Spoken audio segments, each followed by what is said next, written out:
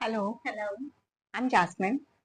मुझे आपकी कंपनी के बारे में आईएनपीजीएस के बारे में किसी ने रिकमेंड करा है और मुझे अपना वीज़ा लगवाना है। तो और पर मुझे उसका प्रोसेस नहीं पता कि क्या है, तो क्या आप मुझे हेल्प कर सकते हो कि क्या मुझे उसके क्या डॉक्यूमेंट्स चाहिए, ओवरऑल क्या प्रोसेस यस, चाहिए? Hi, I am from INPGS itself and आपके जो भी कंसर्न्स है मैं सारे क्लियर करूंगी, आप पूछिए। ओके डियर, जैसे मैंने अभी बाहर जाना है, इंडिया से बाहर जाना है, तो मेरे लिए क्या बेनिफिट रहेगा? पीआर वीज़ा लेके जाऊं या फिर टूरिस्ट वीज़ा लेके जाऊं? आप क्या सजेस्ट करते हो? ग्रेट। सो बेसिकली पीआर और टूरिस्ट वीजा में पहले हम डिफरेंस समझते हैं, उसके अकॉर्डिंग हम देखते हैं कि आपके लिए कौन सा वीजा ज्यादा बेटर रहेगा। पीआर जो होता है वो परमानेंट वीजा होता है, जो कि आपको 5 इयर्स के लिए मिलेगा, जहाँ पे आप परमानेंट बेसिस पे काम कर सकते हो। उसमें बहुत सारे बेनिफिट मिलते हैं, जैसे अगर आपको 5 इयर्स का वीजा मिल जाता है तो आप आगे सिटीजनशिप के लिए भी अप्लाई कर सकते हो। 3 इयर्स आपको वहां पे रहना पड़ता है, फिर आप सिटीजनशिप ले सकते हो। और पीआर पे आप कहीं पे भी वर्क कर सकते हो, कोई रिस्ट्रिक्शन नहीं होती है। जैसे आप अपनी कंट्री में कर रहे हो वैसे आप वहां पे भी कर सकते हो, आप पढ़ाई कर सकते हो, आप जॉब कर सकते हो, प्रॉपर्टी ले सकते हो, आप पीआर पे सब कुछ कर सकते हो एक्सेप्ट आप वोटिंग राइट्स नहीं होते आपके पास, आप गवर्नमेंट जॉब नहीं कर सकते। रेस्ट आपके पास सारे बेनिफिट होते हैं। और अगर मैं टूरिस्ट वीजा की बात करूँ तो टूरिस्ट ये नाम से ही पता चल रहा है कि ये सिर्फ आप घूमने के लिए जा रहे हो, टूरिज्म पर्पस के लिए जा रहे हो। तो वो चाहे अपने फैमिली से मिलने के लिए अगर आप जा रहे हो तो आप उसके लिए अप्लाई कर सकते हो, या अगर आप घूमने के लिए जा रहे हो तो उसके लिए अप्लाई कर सकते हो। मैं आपकी ये सारा प्रोसेस समझ गई हूँ, लेकिन अब आप मुझे ये बताओ कि टूरिस्ट वीजा के लिए मुझे क्या-क्या डॉक्यूमेंट्स की जरूरत पड़ेगी? It's a very good question. Basically tourist visa में जो डॉक्यूमेंट्स लगते हैं वो केस स्पेसिफिक होते हैं। कुछ डॉक्यूमेंट्स जो होते हैं वो सेम होते हैं बट कुछ केस स्पेसिफिक होते हैं। फॉर एग्जाम्पल, जैसे फॉर एग्जाम्पल अगर आप विजिट के लिए जा रहे हो, मतलब आपके किसी फैमिली मेंबर के पास जा रहे हो तो अलग डॉक्यूमेंट्स की रिक्वायरमेंट होती है। अगर आप टूरिज्म पर्पस के लिए जा रहे हो, आपका कनाडा में कोई भी नहीं है, तो अलग डॉक्यूमेंट्स की रिक्वायरमेंट होती है। अगर मैं एग्जाम्पल के तौर पे बात करूं तो आपका डिजिटल फोटो लगता है, आपका पासपोर्ट लगता है, आपका ट्रैवल हिस्ट्री लगता है, आपका बैंक स्टेटमेंट लगता है, आपके पास इतना फंड होना चाहिए कि आप वहां पे घूमने जा रहे हो। प्लस आपको गवर्नमेंट को ये सेटिस्फाई करना होता है कि आप वापसी आओगे, तो उससे रिलेटेड आपको स्ट्रॉन्ग टाइज अपनी कंट्री के साथ दिखाने होते हैं। बेसिकली अगर आपका बिजनेस है तो आप जीएसटी शो करोगे। मतलब अगर आप एज अ पर्सन ऐसे हो जहाँ पे आप जॉब कर रहे हो, तो जब जॉब करते हो तो आपको उसके अकॉर्डिंग डॉक्यूमेंट्स लगाने होते हैं। जब आपका बिजनेस है तो आप जीएसटी के अकॉर्डिंग डॉक्यूमेंट्स लगाओगे, तो बेसिकली केस स्पेसिफिक हो गया ना। हाँ।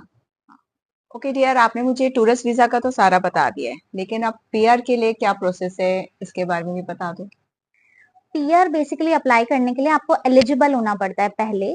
सो एलिजिबिलिटी क्राइटेरिया में सबसे पहले पॉइंट सिस्टम आता है, मतलब आपको 100 में से 67 पॉइंट्स आपके होने जरूरी है अगर आप पीआर अप्लाई करना चाहते हो। और वो 67 पॉइंट्स किन बेसिस पे मिलते हैं? आपके खुद इंडिविजुअल क्राइटेरिया के बेसिस पे। जैसे कि एज हो गया आपका, एजुकेशन हो गया, आपका लैंग्वेज हो गया, एक्सपीरियंस हो गया, अडेप्टेबिलिटी हो गया। सो इन सब फैक्टर्स को लेके आपके पॉइंट्स बनते हैं। पूरा एक प्रॉपर चार्ट होता है पॉइंट्स का, जो गवर्नमेंट की तरफ से उनके वेबसाइट पे मेंशन है। तो आपके क्राइटेरिया के अकॉर्डिंग अगर 67 पॉइंट्स बन रहे होते हैं तो आप अप्लाई कर सकते हो। इसके अलावा आपको कुछ प्रूफ ऑफ फंड्स शो करना पड़ता है अगर आप पीआर के लिए जा रहे हो, बिकॉज जाते ही ऑब्वियसली आपकी जॉब एकदम से नहीं लगती। उनको ये, गवर्नमेंट को ये बताना जरूरी होता है कि आपके पास इनफ फंड्स हैं कि आप वहां जाके स्पेंड कर सको। तो वो वाली चीज, हाँ, सरवाइव ऑब्वियसली। सो बेसिकली आपको कम से कम, अगर मैं 1 पर्सन की बात करूं, उन्होंने उनका पूरा एक चार्ट है प्रूफ ऑफ फंड्स को लेकर भी। तो 1 पर्सन के लिए अप्रोक्सीमेटली आपको 9 lakhs शो करना पड़ता है। अगर आप अपने स्पाउस के साथ जा रहे हो तो आपको अप्रोक्सीमेटली 11 lakhs शो करना पड़ता है। तो डिपेंड करता है कि कितने मेंबर हैं आपकी फैमिली में और कैसे आप जा रहे हो। सो ये थोड़ा सा आपका क्राइटेरिया होता है। हाँ, किड्स के लिए भी अलग से आपको शो करना पड़ता है। जैसे 3 पर्सन हो गए तो 3 पर्सन के अकॉर्डिंग आपको 13 lakhs अप्रोक्स शो करना पड़ेगा। ठीक है। ओके डियर, मैंने जैसे पीआर के प्रोसेस के लिए जाना है, तो क्या उसमें आइल्स के पेपर देना मैंडेटरी है? यस डियर, बिल्कुल मैंडेटरी है। इंग्लिश रिक्वायरमेंट एक ऐसी रिक्वायरमेंट है जो पीआर में बहुत जरूरी है। पर जरूरी नहीं है कि सिर्फ आपको आइल्स ही देना है, बहुत सारे टेस्ट और भी हैं इंग्लिश के जो आप दे सकते हो। जैसे कि आइल्स जनरल, आप सेल्पिप भी एक टेस्ट होता है जो पर्टिकुलरली कनाडा के लिए ही बनाया गया है। और एक टेस्ट और है पीटीई कोर। तो आप इन तीनों में से कोई भी एक टेस्ट दे सकते हो। दूसरा, इंग्लिश या फ्रेंच में से आपको कोई एक एग्जाम देना होता है। तो जनरली इंडिया में क्या होता है कि 90% से ज्यादा लोग जो है वो इंग्लिश जानते हैं, फ्रेंच बहुत कम लोग जानते हैं। तो फर्स्ट लैंग्वेज वो बेसिकली इंग्लिश को ही प्रेफर करते हैं, इसीलिए हम इसे मैंडेटरी बोलते हैं। बट अदरवाइज अगर किसी को फ्रेंच आता है तो वो इंग्लिश एग्जाम ना दे करके वो फ्रेंच भी दे सकता है। अच्छा, आइल्स में कोई मिनिमम रिक्वायरमेंट भी है कि इतना स्कोर लाना ही लाना है? जी बिल्कुल, आइल्स में या फिर आप पीटी कोर की बात करो या सेलपिप की बात करो, इंग्लिश की मिनिमम रिक्वायरमेंट अगर आप उसे फर्स्ट लैंग्वेज बना रहे हो तो मिनिमम आपका CLB 7 होना चाहिए एलिजिबल होने के लिए। बट ओवरऑल स्कोर जो मैंने जैसे कि आपको बताया 67 पॉइंट्स बनने चाहिए। तो बेसिकली हम लोग सजेस्ट करते हैं कि एटलीस्ट आप CLB 9 लेकर आओ इन ऑर्डर टू कि आपका इतने पॉइंट्स बन जाएं कि आपको इन्विटेशन आ जाए। क्योंकि इनविटेशन आना भी तो जरूरी है ना, कि आपके जितने ज्यादा स्कोर होंगे उतने स्कोर पे आपको इनवाइट आएगा।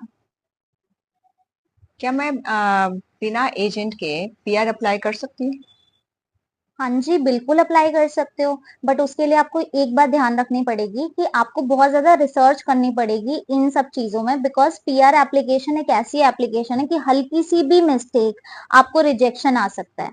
तो उसमें आपको बहुत ध्यान से सारी गवर्नमेंट वेबसाइट अपना रिसर्च प्रॉपरली करना पड़ेगा। आपको यूट्यूब कुछ वीडियोस देख सकते हो, किसी की हेल्प ले सकते हो, ऐसे करके आप अप्लाई कर सकते हो। एजेंट के पास लोग सिर्फ इसलिए जाते हैं क्योंकि उनके पास ऑलरेडी एक्सपीरियंस होता है। और ऐसा नहीं है कि लोग खुद से अप्लाई नहीं करते, लेकिन वो तभी अप्लाई करते हैं जब उनकी जो रिसर्च है वो बहुत स्ट्रांग होती है। ओके, टेल मी, अगर मैं पीआर ना जाकर टूरिस्ट वीजा में वहां पर जाकर पार्ट टाइम जॉब नहीं कर सकती? नहीं, बिल्कुल नहीं डियर, आप बिल्कुल भी वहां जाके जॉब नहीं कर सकते टूरिस्ट वीजा पे।